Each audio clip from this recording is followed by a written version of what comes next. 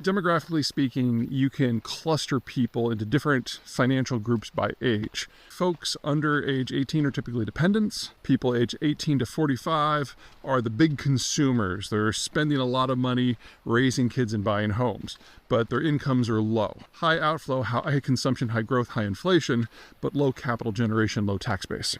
Then, once you turn 45 and until you retire at 65, you are saving for retirement. Your income is at the highest it will be in your life. The kids have largely moved out. The house has been paid down. You're starting to think about downsizing. Different economic model. In this sort of system, the tax base is huge. There's a lot of capital running through the system. Capital costs, borrowing costs are low. The government gets lots and lots of income that it uses to expand the state, technical training, infrastructure, that sort of thing. But consumption has dropped off. And then you turn 65 and you retire, and you liquidate most of your financial assets and go into low-risk stuff. There's no stocks, no bonds, typically like T-bills, cash, and real estate. That money is no longer available for the tax base. It is no longer available for investment capital. And then you whittle away on that as you retire. So the baby boomers have been the largest generation ever in American history for two reasons. Number one, when the GIs came home, they basically founded modern America. They had large families, and they moved to establish new territories that we now know as the suburbs. In addition, they were the first generation born during a period when the country had already been industrialized. And what happens when a country industrializes is not just that you get rail lines and electricity, you also get antibiotics and hospitals. So the highest death rate for any age group, pre-industrial, is 0 to 5 years old. Newborns and young children who tend to die off. And so people always had replacement children, if that sounds familiar. That didn't really happen for the boomers for the first time. And you combine healthcare with a new generation that's large, they live longer. And so we got a double population bulge with the baby boomers. And it was so huge relative, and remains so huge relative to all other population groups, that they have basically dominated American economic and cultural life ever since. So when they were going through their early adulthood years in the late 60s to the early 80s, labor costs were low because they supersaturated the labor market. Inflation was high because of their demand, and all of the American pressures were demand-based. Then from the late 80s until roughly 2015, when their kids had moved out and they were generating all that capital, inflation dropped quite a bit.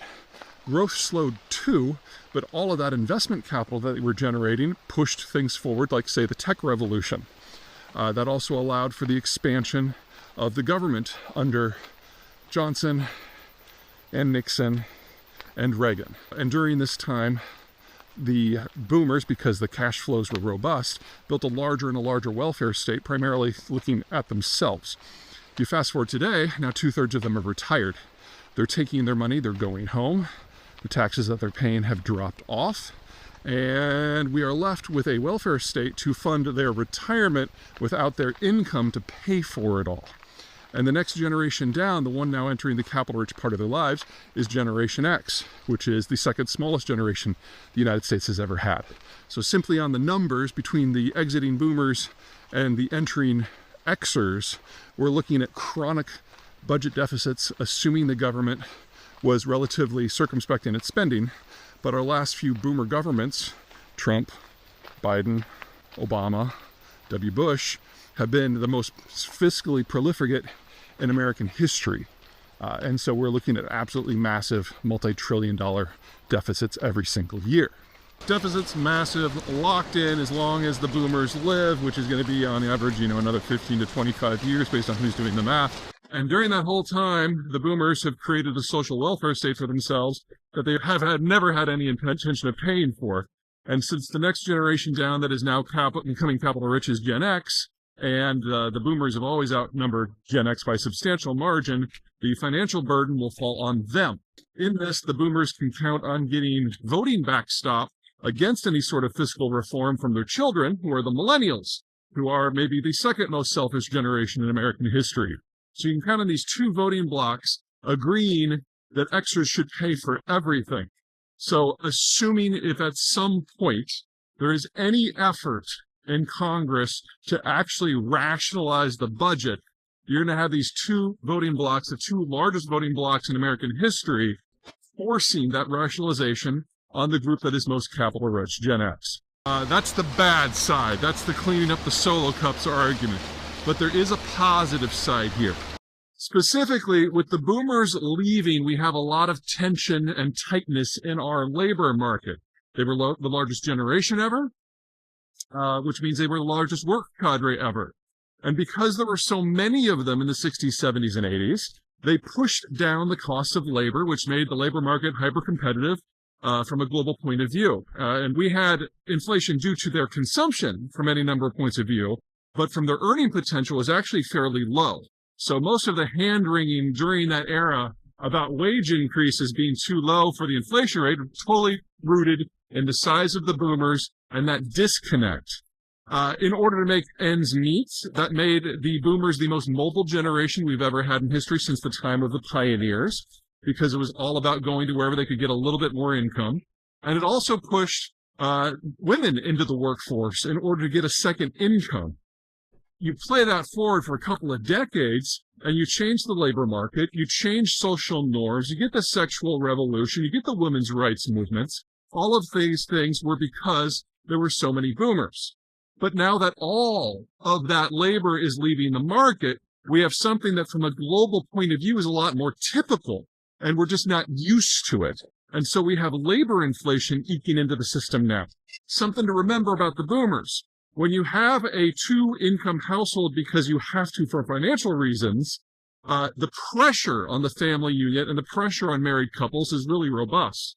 And so the boomers also had the highest divorce rate ever in American history. Now, Gen X coming up behind them looks at this and is like, no, we're not doing things that way. The boomers have always said that they value their money more than their time. We see the pain of that, and we are not going to make that mistake. We are far more likely to value our time over our money. So unlike the boomers who have lots and lots and lots of two-income households and high labor participation rates as a result, Xers went the other direction and have a relatively low labor participation rate with a lot more single-income households. That puts you under a lot of financial pressure because not only is there half as many people working and earning, it also means that you're less likely to move.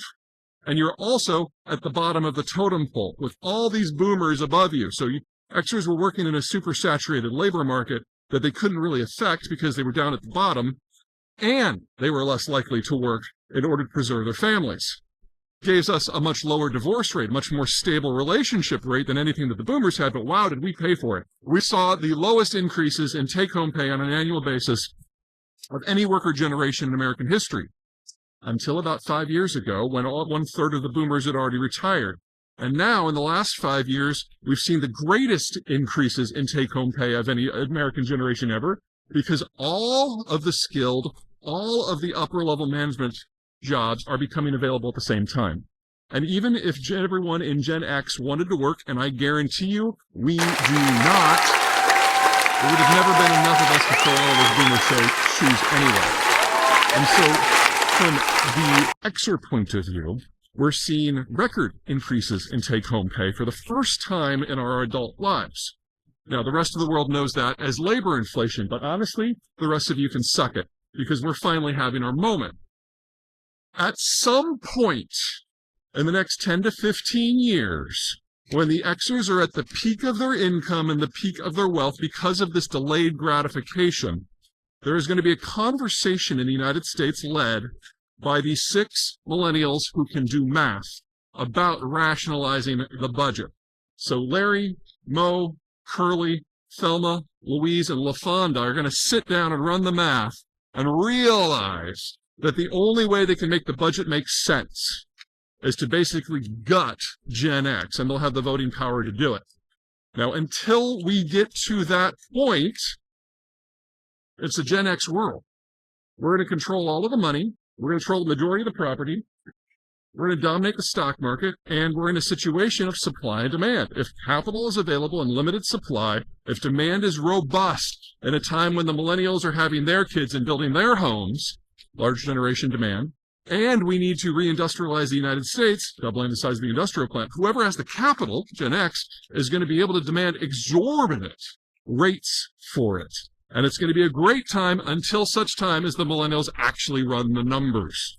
If you're an Xer, Our time has finally arrived, but it's only going to be a moment. So make the most of it. Get your money where it's going to be protected, because sooner or later, the millennials will figure this out, and we will find a way to get the budget back into some degree of balance, and it will be Gen X that's paying for it, but not today.